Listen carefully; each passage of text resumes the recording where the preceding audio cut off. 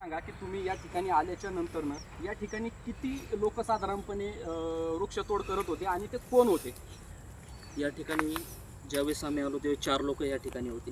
तर मशीन वगैरे साह्याने ते वृक्षतोड करत होते. त्यानंतर मी त्यांना जाब विचारले की बाबा मला परमिशन दाखवा, या असं तुम्ही वृक्षतोड करताय. त्या ठिकाणून त्यांनी वीर मॅडमला फोन केला. वीर मॅडमशी त्यांची चर्चा झाली. मग वीर मॅडमशी मी बोललो, त्यांनी वरवणच्या ऑफिसला मला बोलावलं त्या ठिकाणी की बाबा तुम्ही तिथे या, तुम्हाला परमिशन दाखवतो.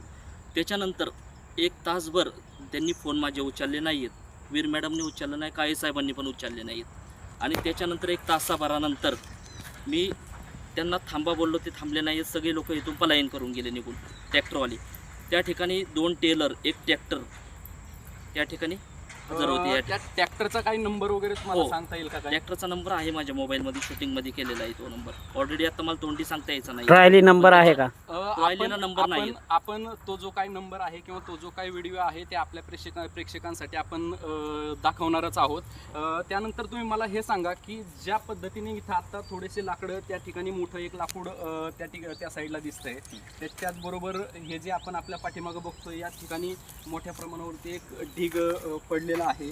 तसंच आपले जे कॅमेरामॅन आहेत, कॅमेरामॅनच्याही पाठीमागं एक लाकडांचा ढीग त्या ठिकाणी पडलेला आहे. तर हे एवढंच मुद्देमाल होता का आणखीन काय होता? नाही, एवढंच होतं. त्यांनी टेलरमध्ये काही भरलेलं नव्हतं. जे काय आहे ते या ठिकाणीच आहे. अच्छा, म्हणजे जे काय यांनी वृक्षतोड केली आहे, जो मुद्देमाल आहे तो याच ठिकाणी सोडून हे पळून गेलेले आहेत.